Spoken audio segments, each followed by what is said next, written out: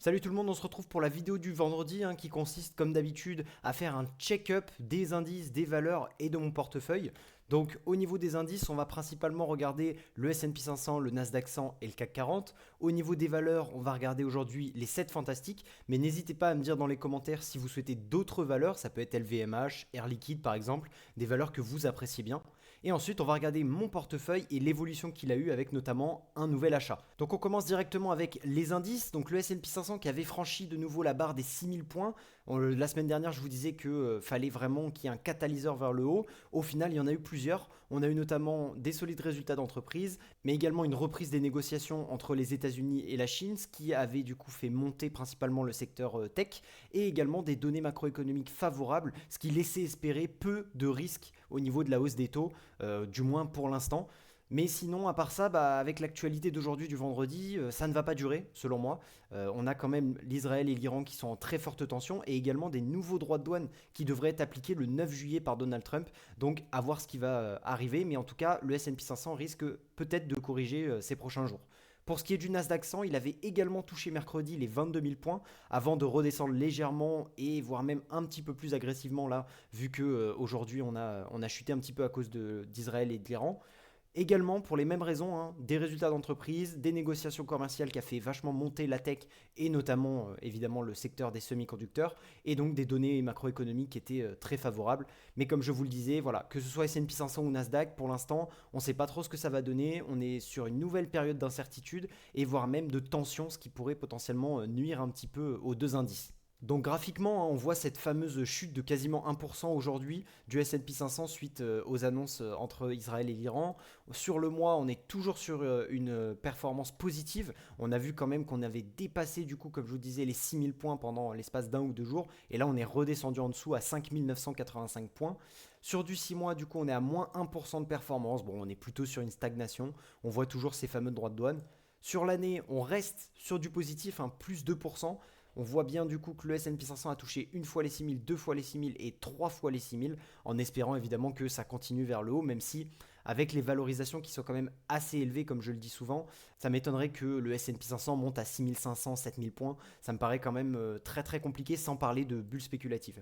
Et du coup, sur une année, on est à 10,13% de performance, 10,10 au moment où je parle. Bon bah voilà, une performance qui reste quand même assez correcte sur un an, mais une potentielle correction pourrait faire changer un petit peu cette balance. En tout cas, sur 5 ans, le S&P 500, ça reste extrêmement fort, 96,75% de performance. Et si on regarde du coup le Nasdaq, eh bien exactement la même chose. Du coup, on a quasiment moins 1%, moins 1,1% de sous-performance. On avait touché du coup les 22 000 comme je le disais mercredi avant de redescendre légèrement. Et là, on est redescendu encore un petit peu légèrement. Ça nous donne du coup une performance négative sur la semaine.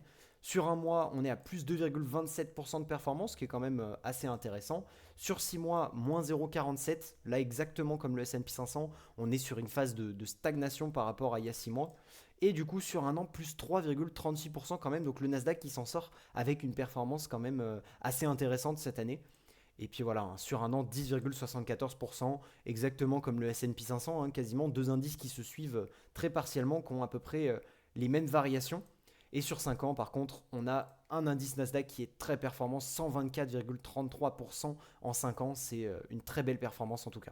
On termine donc par le CAC 40 qui lui était passé au-dessus des 7800, qui avait quasiment atteint les 7850, mais qui au final, au fur et à mesure de cette fin de semaine, n'a fait que diminuer légèrement, un petit peu comme le Nasdaq au final, et qui du coup en ce moment se retrouve en dessous des 7700, donc à 7672 points, avec notamment une performance sur la semaine qui est quand même assez négative, moins 1,59% sur 5 jours.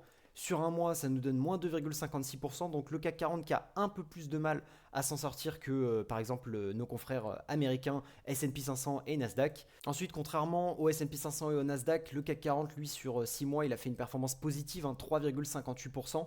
On voit qu'il était en dessous des 7500 points il y a 6 mois, du coup, en fin décembre. Et aujourd'hui, on est aux alentours des 7675. Ce qui nous donne sur un an une performance, en tout cas depuis le début de l'année, de 3,8%.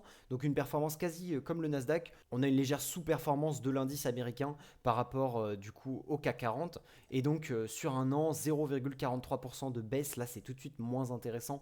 On voit cette espèce de range avec une espèce de petite hauteur passée à 8000 et au final, les tarifs douaniers qui sont arrivés et du coup un range total quasiment du CAC 40. Ça, c'est principalement dû, comme je le disais, donc aux droits de douane principalement qui vont refaire surface, mais également aux tensions au Moyen-Orient entre Israël et l'Iran, et également à cause des données macroéconomiques qui vont arriver. Donc du coup, il y a vraiment une prudence sur les marchés en France avant du coup la BCE, les chiffres du chômage, etc. Sur 5 ans, on termine avec du coup 58,65% de performance. Ça reste quand même au-dessus de 10% par an, donc c'est très intéressant pour le CAC 40. On voit du coup toujours cette petite période de montée, hop, un peu de baisse, montée, hop, un peu de baisse, montée, hop, un peu de baisse. Et là, du coup, on est plutôt sur une phase de range depuis quelques temps. Mais voilà, au final, le CAC 40 qui s'en sort pas très bien cette semaine, mais sur du moyen long terme, on est quand même sur une performance totalement raisonnable. Donc pas de souci à se faire là-dessus. En ce qui concerne les valeurs, donc Apple, lors de la WWDC, elle a présenté son fameux design Liquid Glass et des mises à jour sur Apple Intelligence. Malheureusement, l'absence de nouveautés majeures concernant l'IA suite à son retard principalement sur Siri par exemple, eh bien, elle a déçu les investisseurs et donc ça a plutôt entraîné une baisse du titre. Microsoft, à l'inverse, qui elle est soutenue par des perspectives solides pour ses services cloud et ses solutions d'intelligence artificielle. Donc le titre a plutôt progressé cette semaine. Amazon, quant à elle, elle a vu son action stagner suite à une semaine plutôt calme, hein, pas spécialement d'informations particulières. Alphabet, donc Google, qui malgré un procès antitrust en cours actuellement encore, eh bien, s'est vu prendre une petite hausse, notamment dû à un sénateur américain qui a acheté des actions Google et donc qui a redonné un petit peu confiance en l'entreprise. Ensuite, Meta qui a vu son action baisser cette semaine. Donc là, pour le coup, c'est les investisseurs qui sont plutôt attentifs au secteur de la publicité par rapport au procès de Google, avant justement bien d'imaginer des potentiels de croissance et des perspectives pour Meta. Donc là, ils attendent un petit peu de voir qu'il n'y ait pas de nouveaux problèmes de réglementation avec Google et Meta. Pour ce qui est d'NVIDIA, elle a enregistré une hausse importante, notamment due à l'optimisme encore lié autour de l'intelligence artificielle et notamment dû aux bons résultats d'Oracle cette semaine qui auraient été très intéressants au niveau de l'intelligence artificielle, une boîte qui se fait beaucoup d'argent. Et enfin Tesla qui a connu une hausse très importante, supérieure à 5% cette semaine, soutenue par des anticipations plutôt positives concernant le lancement de son fameux robotaxi à Austin dans le Texas. Donc graphiquement, on se retrouve sur Interactive Broker, un Microsoft, comme je le disais, qui en fin de semaine dernière n'avait pas dépassé ces fameux 468 $ et qui là aujourd'hui les a largement dépassés, hein. On a battu ce fameux all-time high, donc ça c'est très intéressant. Ensuite, Google, du coup, qui elle avait également légèrement augmenté cette dernière semaine, comme je vous le disais, à cause ou plutôt grâce au sénateur américain qui a acheté des actions de Google, qui a redonné un petit peu confiance en l'entreprise. Ensuite, Meta, du coup, qui elle a plutôt stagné, comme je vous le disais, sur cette semaine, avec une entreprise qui a plutôt stagné par rapport, on va dire, à l'attentisme sur les valeurs de publicité en règle générale, avec notamment Google et Meta. Amazon, du coup, qui elle également a stagné, hein. Il n'y a pas eu d'informations particulières sur Amazon. On n'a pas grand-chose à dire en particulier. Tesla par contre qui, comme vous pouvez le voir, a vachement augmenté, hein, sur cette semaine, même si là donc on est sur une performance négative aujourd'hui. Au final, on a fait un petit plus 5% à peu près, on est passé à 315 $, un petit peu au-dessus du coup, notamment grâce à ces fameuses anticipations positives sur le Texas et sur les robotaxis notamment de Tesla. Et enfin, du coup, on va pouvoir aller sur Apple, 197 $ qui a légèrement baissé avec des déceptions, on va dire, au niveau des investisseurs sur Siri et sur les nouvelles solutions d'intelligence artificielle. Et enfin, donc, Nvidia qui aujourd'hui baisse quand même un petit peu, hein, 1,80% en moins, mais qui sur la semaine a légèrement augmenté, toujours suite à ce fameux optimisme sur l'IA. C'est tout pour les valeurs, on passe désormais à mon portefeuille. Donc mon portefeuille aujourd'hui, à l'heure actuelle, il est constitué de 23,6% d'actions, donc 2058 $, et le reste en cash, 6672 $, avec toujours deux positions, dont une que j'ai renforcée à hauteur de 192%. Donc ça représente un grand renforcement. Comme vous pouvez le voir, voilà, 1158 € sur une action, 900 € sur l'autre, enfin c'est des dollars évidemment, et donc 6672 $ de cash. Au niveau de Medpace, du coup, ma première valeur, vous l'aurez compris, donc c'est Adobe que j'ai renforcé. Mais au niveau de Medpace, il n'y a pas grand chose à dire, hein, tant mieux, j'ai envie de vous le dire. Voilà, on n'a pas forcément de nouveautés sur l'entreprise. C'est une entreprise qui est assez discrète. Elle a juste fait 294 $ la semaine dernière à 300 $ cette semaine. Donc on est revenu au niveau de mon achat qui était à 300,26 $ si je ne me trompe pas. Mais sinon, pas grand-chose à dire sur l'entreprise. Par contre, si on parle d'Adobe, là on en a des choses à dire, hein, qui est passé de 417 $ à 385 $, notamment parce qu'elle a posté ses résultats. Donc ses résultats avec un chiffre d'affaires record, 5,870 milliards, donc plus 11% par rapport au même trimestre de l'année dernière, c'est super intéressant. Un cash flow opérationnel à hauteur de 2,19 milliards de dollars, qui est un record pour un deuxième trimestre. Donc ça pareil, super cool. Une adoption en forte croissance de l'IA avec un trafic à hauteur de plus de 30% par rapport à l'année dernière. Donc là également des chiffres qui sont très intéressants et avec notamment x2, donc plus 100% d'abonnés payants. Donc là aussi une adoption très forte en matière d'IA.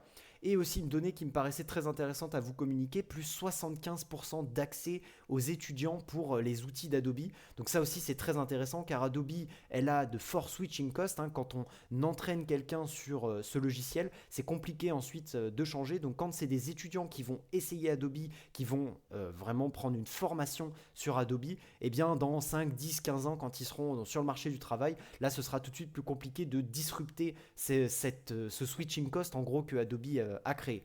Ensuite, pour ce qui est des guidance de l'entreprise, ils ont été, tout comme les résultats, supérieurs aux attentes. Ils attendent du coup des revenus total entre 23,5 et 23,6 milliards de dollars du coup pour cette année 2025.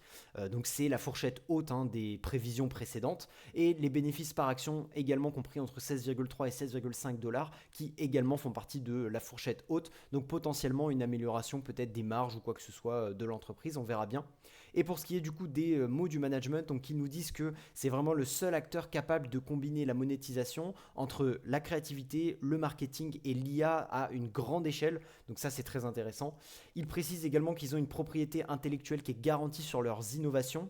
Donc ça aussi très important. Une croissance qui est saine sur leurs deux segments clés. Donc Digital Media, je crois, qui a fait plus 12% de croissance et Digital Experience qui a fait plus 11%, plus 10% de croissance, pardon. Ce qui du coup nous a amené à plus 11% de croissance.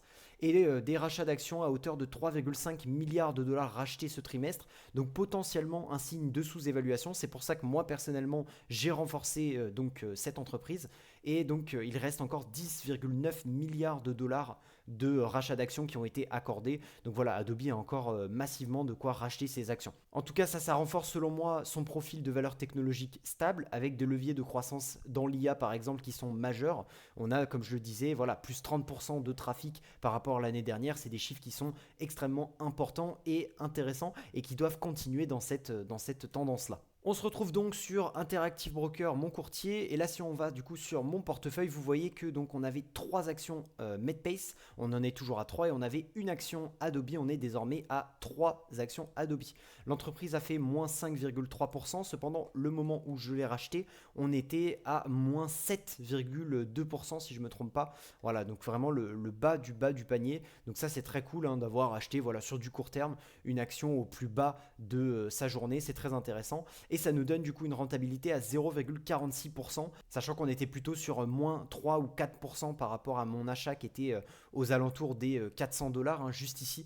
Donc voilà, vous pouvez voir que suite à la baisse, j'ai acheté très légèrement, ce qui fait qu'aujourd'hui on est à 1175 $ sur l'entreprise, avec du coup une action qui se porte quand même relativement bien. Voilà, j'ai renforcé parce que je souhaitais quand même mettre un peu plus que 400 $ dans Adobe, et je trouve que 1200 $ quasiment, c'est largement ce qu'il faut. Voilà, on est sur une base des coûts à 1170 $.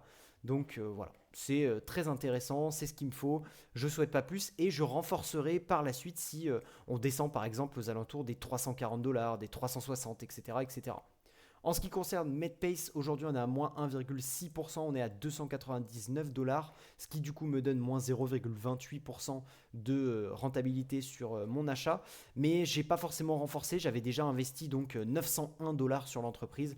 Donc je trouvais que c'était pas forcément intéressant de renforcer une action qui au final n'a pas fait grand chose cette semaine. Si on avait par exemple, si on était plutôt descendu aux alentours des 290, voire même 270 $, là j'aurais forcément renforcé volontiers. Mais là, au final, en fait, on est encore sur cette espèce de range, hein, comme vous pouvez le voir ici. On est sur un range de l'action Medpace qui bouge pas trop. Donc, j'ai rien à faire en attendant.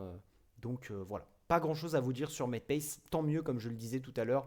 C'est une action qui fait pas trop de mouvement, qui fait son petit bonhomme de chemin. Donc voilà, c'est toujours intéressant. J'ai un prix moyen à 300,46 $. Pas grand chose à dire dessus. Donc voilà, hein, mon portefeuille qui aura légèrement augmenté, notamment dû aux résultats d'Adobe. Et donc en conclusion, on peut dire qu'aujourd'hui, la bourse, même si elle chute un petit peu de quelques pourcentages, eh bien la bourse en règle générale, elle va bien. Aujourd'hui, l'optimisme, il est toujours là. Par contre, à noter pour les prochaines semaines notamment que eh bien, les problèmes n'ont pas disparu. On a toujours les droits de douane qui arrivent notamment le 9 juillet. On a toujours des tensions au Moyen-Orient et en Ukraine par exemple. On a toujours des problèmes de dette aux États-Unis, etc. Mais comme vous pouvez le voir du coup sur le Fear and Greed Index, on est à 61, donc plutôt un optimisme assez fort, sachant que pendant les droits de douane, on était à 3 seulement, donc on était plutôt dans l'extrême fear. Donc au final, pas grand chose à dire sur cette semaine. Voilà, j'espère que cette vidéo vous aura plu. N'hésitez pas à vous abonner, à liker et à commenter si vous avez renforcé une action, vous avez fait des ventes peut-être ou quoi que ce soit. N'hésitez pas également à me suggérer de nouvelles valeurs. En tout cas, c'était Antoine. On se revoit demain du coup pour un résumé de l'actualité. Et moi, je vous dis ciao.